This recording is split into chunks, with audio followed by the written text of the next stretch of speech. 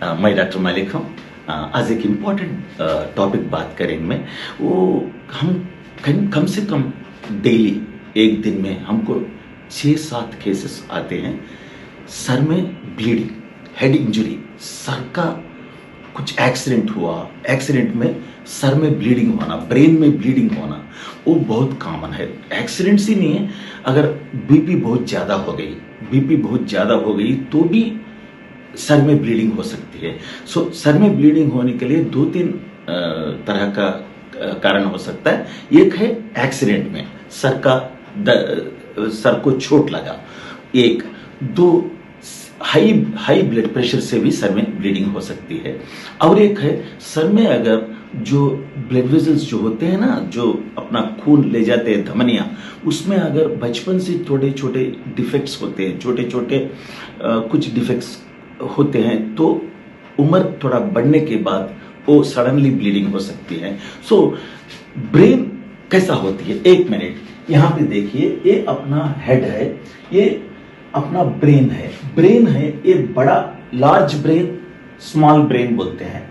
ये बड़ी दिमाग है, ये छोटी दिमाग है, ये बड़ी दिमाग है, ये छोटी दिमाग है।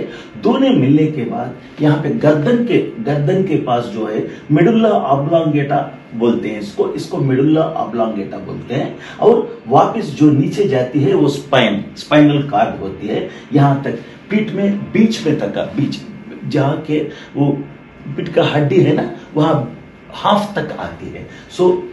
बड़ा ब्रेन, छोटी ब्रेन, बड़ी ब्रेन, छोटी ब्रेन, दोनों मिलके आपका मेडुल्ला ऑब्लोंगेटा, यहाँ पे ये चीज होता है मेडुल्ला ऑब्लोंगेटा, और कंटिन्यूएशन होता है स्पाइनल कॉर्ड बोलते हैं, उसको स्पाइनल कॉर्ड बोलते हैं। और ये ब्रेन के सराउंडिंग, ब्रेन ऐसा अगर है, उसके ऊपर 2 कवच होते हैं, 2 कवच होते हैं। वो देखिए यहाँ पे ये ब्रेन है, इसके ऊपर एक पहली वाला टाइट कवच जो है उसको अरेक्नॉइड बोलते हैं, और ऊपर वाला जो कवच होती है ना, उसको जूरा कहते हैं। अरेक्नॉइड और जूरा मैटर, अरेक्नॉइड जूरा, पहली वाला अरेक्नॉइड, उसके 2 लेयर। ये ब्रेन के बिल्कुल ब्रेन के ऊपर ही अरेक्नॉइड होती है। और अरेक्नॉइड जो कवच होता है, ये अरेक्नॉइड कवच और ब्रेन के बीच में पानी जैसा होता है, उसको बोलते हैं सेरिब्रोस्पाइनल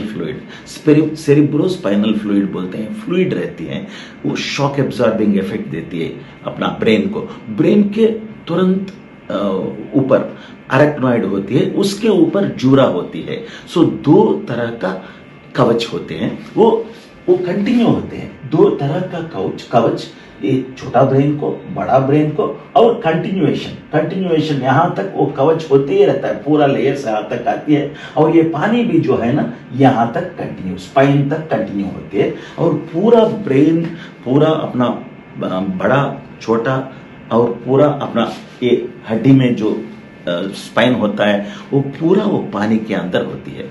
वो छोड़ेंगे, अगर कैसे तरह का ब्लीडिंग हो सकता है, अगर ब्रेन को अगर मार लगा, चोट लगा, तो कैसी तरह का। नंबर 1, एक्स्ट्राड्यूरल माने ऐसा होती है, मैं बोल चुका हूं कि ब्रेन के ऊपर जो 2 कवच होते हैं, वो कवच और ये बोन है ना, ये बोन और वो कवच के बीच में ये ब्रेन है, एक कवच है, और एक कवच ब्रेन के लेयर्स है, और ब्रेन के लेयर्स और स्कल, ये अपना ये बोन है। ये बोन और इसके ऊपर बीच में अगर ब्लीडिंग हुई एक्सीडेंट से, 90% ये तो एक्सीडेंट से ही हो सकता है, कुछ चोट लगे तो हो सकती है, उसको एक्स्ट्राड्यूरल हेमरेज, ये ब्लीडिंग को एक्स्ट्राड्यूरल हेमरेज, एपिड्यूरल और एक्स्ट्राड्यूरल ब्लीडिंग बोलते हैं, एक्स्ट्राड्यूरल हेमेटोमा बोलते हैं। इसको सिंपल अपना न्यूरोसर्जन्स जो है ना, एक छोटा होल, बरहोल बोलते हैं, बरहोल यहाँ पे डाल के निकाल देते हैं। ये पहली तरह का। दूसरी तरह का ये होते हैं, ये कवच के नीचे, ये दूसरा कवच है ना जूरा, इसके नीचे ब्लीडिंग होती है, सबजूरल बोलते हैं। ये ब्रेन है, उसके पानी है, कोने के बीच अरेक्नॉइड है, उसके ऊपर जूरा है। ये जूरा के और पानी के बीच में ये स्कल है, ये ऊपर का स्कल है, यहां पे ब्लीडिंग हुआ, ये लेयर के अंदर जो कवच के अंदर ब्लीडिंग हुआ, सब जूरल हेमरेज, सब जूरल बोले तो जूरा के नीचे, सब जूरल हेमरेज। सो ये ब्लीडिंग जो है ना, ये भी कुछ मार लगने से ही हो सकता है। रिसेंटली मैं सुना कि अपना सदगुरु साहब जो है ना, उसको भी यही हुआ था, उसको पता नहीं कि उसको कुछ इंजरी हुआ, छोटा चोट हो सकती है, नहीं तो ऐसा भी हो सकती है कि अगर कोई एस्पिरिन के जैसा दवा ले रहे हैं, ब्लड थिनर्स बोलते हैं ना, ब्लड को थोड़ा पतला रखने के लिए कार्डियोलॉजिस्ट, हार्ट स्पेशलिस्ट लिखते हैं ना छोटे छोटे गोलियां, उससे भी थोड़ा जल्दी ब्लीडिंग होने का चांस होती है। थोड़ा चोट लगा तो भी ब्लीडिंग हो सकती है, वैसे भी हो सकता है। सो ये भी सेम ट्रीटमेंट होती है। सो ये तरह का हुआ अपना सदगुरु साहब को। सो ये हुआ, सो उसको भी सेम ट्रीटमेंट है, बरहोल डाल के निकाल देते हैं। और सबरेक्नॉइड हेमरेज और एक लेयर है ना अंदर, अरेक्नॉइड बोल के, एक पहला वाली लेयर, उसके अंदर भी ब्लीडिंग हो सकती है, मगर ये भी कुछ मार लगने से, नहीं तो अगर हाई बीपी से, नहीं तो आपका जो ब्लड वेजल्स है, अगर उसमें बचपन से थोड़ा छोटे छोटे ब्लेब्स, ऐसा थोड़ा छोटे छोटे कहीं कहीं थोड़ा डिफेक्ट रहा तो बड़ा होकर वो ब्लीडिंग हो सकती है, रप्चर हो सकती है, वैसे भी हो सकता है। और इंट्रासेरिब्रल ब्लीडिंग, इंट्रासेरिब्रल बोले तो ब्रेन में, एक्चुअल ब्रेन में ब्लीडिंग, ये मार लगने से हो सकती है, नहीं तो वेरी हाई बीपी से हो सकती है, नहीं तो जो मैं बोला वो ब्लड वेसल में अगर छोटे छोटे डिफेक्ट रहा वो भी बड़ा होके हो सकती है। सो ये इंपॉर्टेंट है। अगर यहाँ पे एक ही प्लेस पे ज्यादा हुआ तो ऑपरेशन करके जोड़ा एक बरहोल डाल के निकाल देते हैं, नहीं तो और 2-3 तरह का ऑपरेशन है। मगर अगर ज्यादा प्लेसेस पे, यहाँ पे हुआ, ज्यादा ब्रेन में ज्यादा प्लेसेस में ब्लीडिंग हुआ तो निकालना बहुत मुश्किल होती है, ऑपरेशन नहीं करते उसको।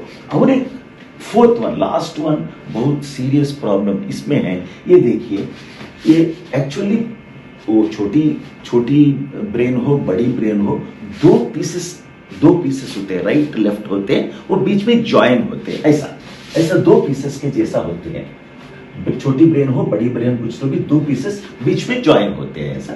सो यहां देखिए, ब्लीडिंग बहुत ज्यादा हो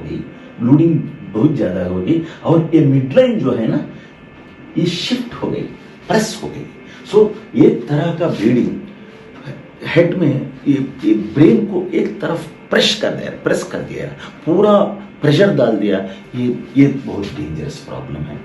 अगर आपको किसी को मार लगा, सर को मार लगा, तो फर्स्ट क्या होती है? फर्स्ट हेडेक, फर्स्ट थिंग, अगर मार लगा तो फर्स्ट कहीं एक्सीडेंट हुआ, सर का दर्द हुआ, फर्स्ट थिंग पहला पूरा पेशेंट बेहोश हो जाता है, वो डेंजर है। नंबर 1, अगर पेशेंट को ये पूछना है, पेशेंट को कुछ बेहोशी है क्या, मार लगने के बाद कुछ बेहोशी है, नंबर 1। नंबर 2, कुछ उल्टियां हुई, नंबर 2, कहीं फिट्स आए, पहला बेहोशी, पहला हेडेक, सर का दर्द, नंबर 3 उल्टियां, और लास्ट होती है फिट्स,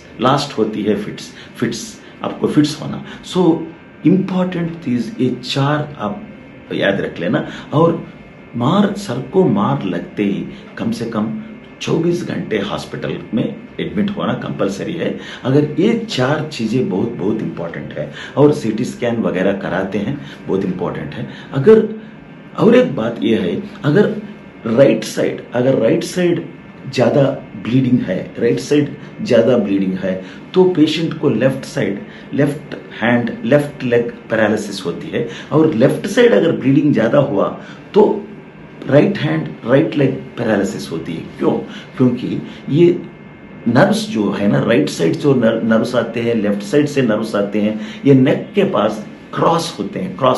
सो राइट साइड का ब्रेन लेफ्ट साइड को टेक केयर करता है और लेफ्ट साइड का ब्रेन राइट साइड को टेक केयर करता है। वेरी वेरी इंपॉर्टेंट है। इसीलिए अगर राइट साइड ब्लीडिंग है तो लेफ्ट साइड पैरालिसिस होने का चांस होती है, और लेफ्ट साइड आपको ब्लीडिंग है तो राइट साइड होने का पैरालिसिस होने का ज़्यादा चांसेस होते हैं। सो अगर कहीं हेड इंजुरी है, नहीं तो जेता अपना सदगुरी साहब को हुआ, तो अगर उसको भी बहुत हेडेक थी मगर हेडेक को वो थोड़ा पोस्टपोन करे, कुछ उनको जरूरी अवसर कुछ था, वो शिवरात्रि वगैरह भी था, इसीलिए। तो अगर हम किसी को भी बहुत ज़्यादा हेडेक हो रहा है और कभी कभी उल्टी भी हो रहा है तो इमीडिएट हम सीटी स्कैन कराना है, हॉस्पिटल को जाना है, सीटी स्कैन कराना है, बहुत इंपॉर्टेंट है। ये पहला हेडेक होती है, उसके बाद में उल्टी शुरू होते हैं और लास्ट फिट्स तक जाती है, जहाँ ब्रेन में अगर प्रेशर आ गई तो ये सब सिम्टम्स होते हैं। थोड़ा काशियस रहना चाहिए। वेरी